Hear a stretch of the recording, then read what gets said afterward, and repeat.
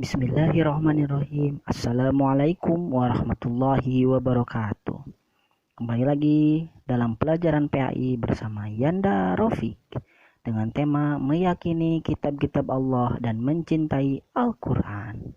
Semoga kalian semuanya selalu dalam keadaan sehat walafiat. Amin. Sebelum kita belajar, mari kita berdoa. Bismillahirrahmanirrahim. Raditu billahi rabba wa bil islami dina wa bi muhammadin nabiyya wa rasula. Rabbi zidni ilman warzuqni fahman. Jangan lupa tersenyum ya, agar pembelajaran hari ini Allah berikan keberkahan, kemudahan, dan semoga pembelajarannya menyenangkan. Inilah menu pembelajaran kita hari ini. Minggu sebelumnya kita sudah belajar tentang iman kepada kitab-kitab Allah. Hari ini kita akan belajar kitab-kitab Allah, siapa penerimanya, dan apa isi ajarannya. Pertemuan kedua. Seperti biasa, sebelum kita belajar, persiapkan alat tulisnya, buku catatannya, agar ketika ada hal-hal yang penting bisa langsung kalian catat. Sudah siap belajarnya? Oke, let's go. Nama kitab-kitab Allah itu ada 4. 1 Taurat, 2 Zabur, 3 Injil, 4 Al-Quran. Inilah kitab-kitab yang harus kita yakini. Kitab Taurat diturunkan pada abad ke-12 sebelum Masehi. Nama Taurat berarti hukum atau syariat. Pada saat itu Nabi Musa alaihissalam diutus oleh Allah untuk berdakwah kepada Bani Israel.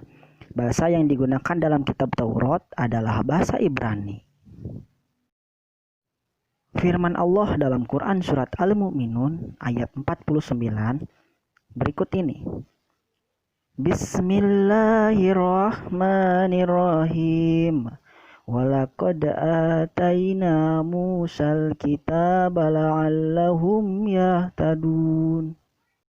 Artinya, dan sungguh telah kami anugerahi kepada Musa alaihissalam kitab Taurat agar mereka Bani Israel mendapat petunjuk. Quran surat Al-Mu'minun ayat 49. Adapun pokok-pokok ajaran yang ada dalam kitab Taurat yang diturunkan di Bukit Sinai sebagai berikut.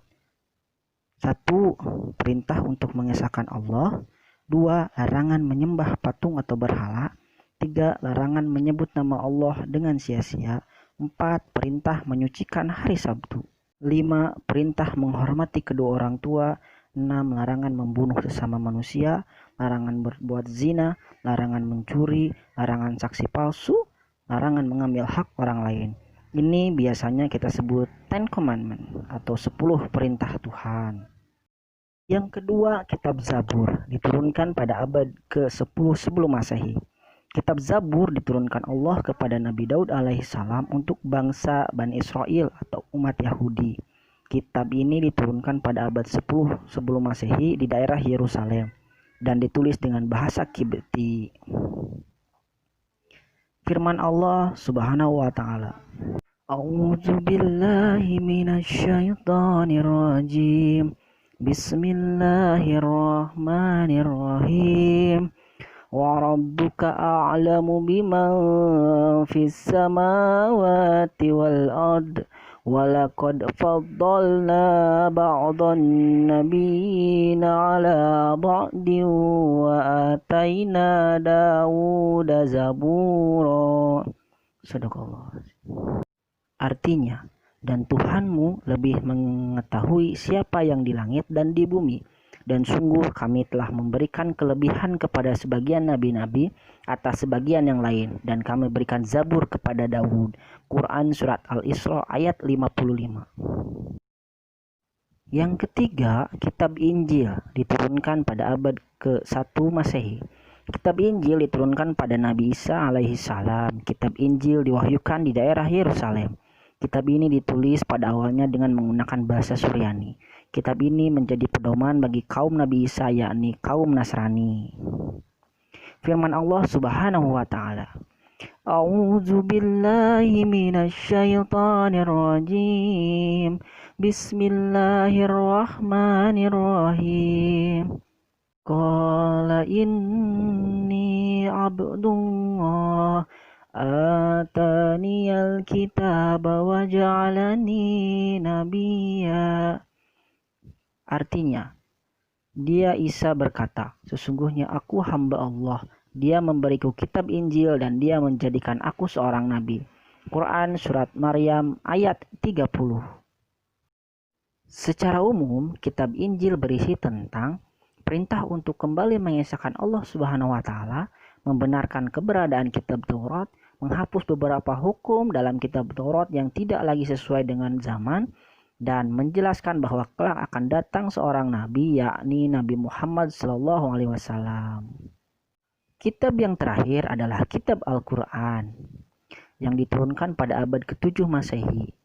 Kitab Al-Quran merupakan kitab yang diturunkan Allah kepada Nabi dan Rasul yang terakhir, yaitu Nabi Muhammad SAW, sebagai penyempurna dan membenarkan kitab-kitab sebelumnya.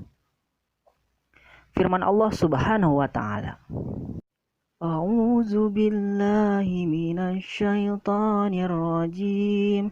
Bismillahirrahmanirrahim.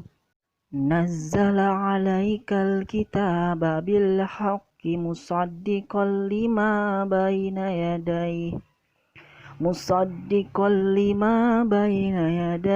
wa anzala at-taurata wal injil. Sadaqallahul azim. Artinya, dia menurunkan kitab Al-Quran kepadamu Muhammad yang mengandung kebenaran, membenarkan kitab-kitab sebelumnya, dan menurunkan Taurat dan Injil. Quran Surat Ali Imran ayat 3. Secara umum, pokok-pokok ajaran yang terkandung dalam Al-Quran itu ada 5. 1. Akidah atau keyakinan. 2. Akhlak atau budi pekerti. 3. Ibadah. 4. Muamalah. 5. Tarikh atau sejarah.